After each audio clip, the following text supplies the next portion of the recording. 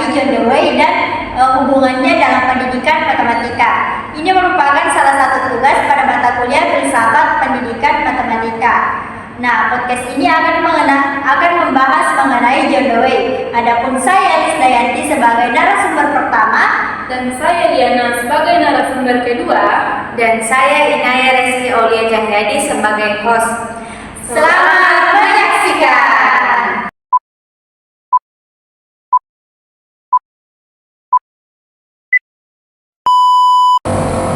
Halo semuanya, selamat datang di podcast EduTalk Mahasiswa. Hari ini kita bakal bahas satu tokoh yang punya pengaruh luar biasa dalam dunia pendidikan, terutama buat kita calon guru matematika, yaitu John Dewey. Kita bakal ngobrol tentang pemikiran Dewey, khususnya soal learning by doing dan pemecahan masalah dalam pembelajaran matematika. Hari ini aku nggak sendirian, ada dua teman aku yang super keren. Yang pertama ada Lisda. Halo semuanya, seneng banget bisa ikut ngebahas topik ini. Dan yang kedua ada Diana. Hai teman-teman, terima kasih sudah mengajak. Aku excited banget karena Dewey itu selalu menarik apabila dikaitkan dengan pembelajaran matematika. Oke, kita mulai dari pengenalan dulu ya. Lisda, menurut kamu sebagai mahasiswa pendidikan matematika, kenapa sih John Dewey itu penting banget? Nah, jadi John Dewey ini merupakan tokoh filsafat yang sangat berpengaruh dalam dunia pendidikan matematika. John Dewey ini mengemukakan ide bahwa pembelajaran itu harus berdasarkan pengalaman. Jadi siswa ini dituntut untuk aktif di kelas. Jadi bukan hanya sekedar datang, terus mendengarkan, kemudian menghafal. Akan tetapi di mana matematika ini menurut Dewey itu merupakan suatu proses untuk berpikir, bukan hanya sekedar hafalan rumus. Jadi Dewey kayak mengganti mindset kita ya, bahwa matematika bukan hafalan rumus, tapi proses berpikir. Ya benar banget, dan itu sangat sejalan dengan pendidikan saat ini, yaitu kurikulum merdeka. Sekarang kalian, kamu pernah bilang kalau kamu lebih suka metode yang berbasis pengalaman. Bisa ceritain contoh penerapannya di dalam kelas matematika? Bisa, contohnya itu pada waktu saya memvisualisasikannya pada pembelajaran persamaan linear, yang dimana saya itu memulainya bukan dari memberikan rumus secara langsung, tetapi dengan memberikan contoh pada situasi nyata. Nah, dengan memberikan contoh seperti di kantin sekolah terdapat 2 jenis minuman yang berjumlah 50. Nah, dengan harga sekian. Nah, bagaimana cara mengetahui berapa jumlah dari masing-masing minuman tersebut? Nah, dari sini siswa akan mulai berdiskusi, membuat tabel, menggambar grafik. Nah, dan pada akhirnya mereka sendiri akan menemukan bahwa terdapat hubungan antara dua variabel yang membentuk pola linear. Jadi murid kayak menemukan konsep sendiri ya, tidak langsung dikasih ini rumusnya.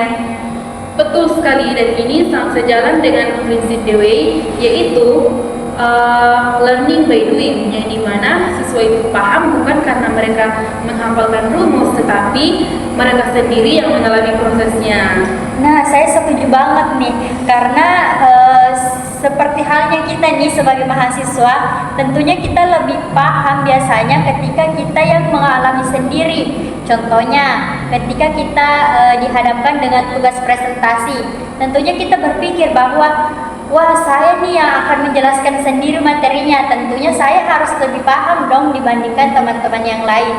Jadi itu menciptakan proses berpikir kita, sehingga kita lebih paham mengenai materinya dibandingkan misalnya kita hanya diberikan sekadar teori, mencatat, kemudian dites, menghafalkan. Jadi kita lebih mengetahui apabila itu berkesan di dalam pikiran kita. Oke, Lisda bisa jelasin lebih detail tentang sudut pandang Dewey bahwa matematika sebagai alat berpikir. Nah, menurut Dewey, matematika itu sebagai alat berpikir. Jadi menurutnya yang penting itu bukan hanya sekadar hasil akhirnya. Contohnya nih, seorang siswa itu diberikan soal. Jadi kita tidak boleh hanya melihat bagaimana jawaban akhir dari soal tersebut, tapi bagaimana proses siswa ini berpikir, mengidentifikasi masalahnya, menemukan langkah-langkah apa sih yang harus dia lakukan, dan mengevaluasi apa sih langkah yang terbaik ketika kita menghadapi soal yang seperti ini. Aku ada tambahan sedikit ya. Contohnya itu pada waktu kita diberi tugas proyek untuk menghitung volume wadah. Dan di sini kita tidak menggunakan langsung rumus volume untuk menentukan atau mengetahui volume dari wadah tersebut, tetapi kita menggunakan ukuran wadah yang berbeda-beda, kemudian menghitung volumenya, dan yang terakhir membandingkan manakah yang paling efisien. Nah, ini juga merupakan salah satu cara yang dapat digunakan untuk melatih kemampuan berpikir. Ya, benar. Matematika jadi lebih hidup gitu ya, bukan cuma angka di papan tulis.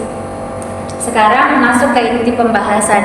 Langkah pemecahan masalah menurut Dewey. Lisda, coba jelasin ya. Nah, menurut Dewey ada 5 langkah menyelesaikan suatu permasalahan. Yang pertama itu kita mengidentifikasi masalahnya. Yang kedua kita merumuskan kembali apakah masalah ini sudah betul. Dan yang ketiga itu kita memiliki suatu dugaan atau semacam hipotesis. Yang keempat itu kita mengumpulkan data-datanya, kemudian kita mencari apa solusi yang paling tepat, apa solusi-solusi yang bisa kita berikan ketika menghadapi masalah tersebut. Dan yang kelima itu kita mengevaluasi kembali solusi kita, apakah itu sudah solusi yang paling tepat untuk kita gunakan. Nah, ini sangat sejalan dengan problem based learning yang kita terapkan di dunia perkuliahan.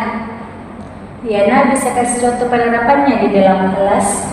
Boleh. Contohnya itu saya memberi satu masalah kepada siswa SMA, yaitu bagaimana cara membuat undian yang adil untuk pemilihan ketua kelas. Nah, di sini semua prinsip dari Dewey yang telah disebutkan oleh saudari Lilis tadi akan masuk. Nah, yang pertama yaitu siswa akan menyadari masalah. Di sini siswa akan menyadari bahwasanya dengan menggunakan undian sedikit.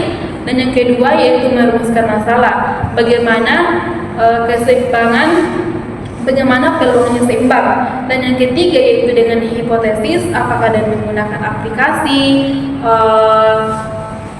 kertas gulung atau apakah acak. Dan yang keempat yaitu pengujian, dengan siswa menggunakan semua metode yang ada, kemudian mencatat hasilnya.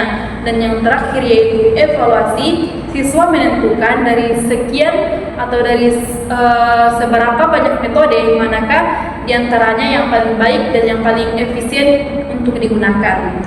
Keren, itu benar melatih cara berpikir kita yang kritis, logis, dan analitis.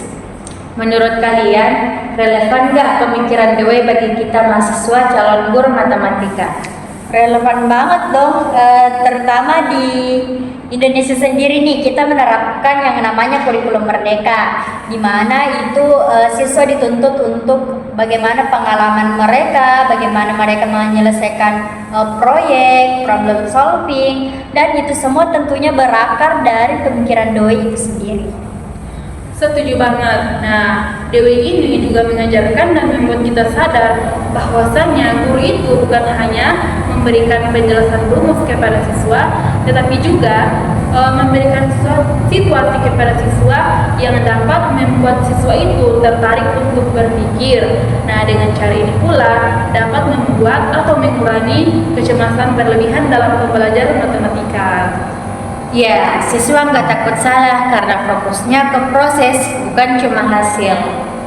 Oke teman-teman, itu tadi diskusi seru kita tentang John Dewey dan bagaimana gagasannya dapat diterapkan dalam pendidikan matematika modern, mulai dari belajar berbasis pengalaman, matematika sebagai alat berpikir, hingga langkah-langkah problem solving.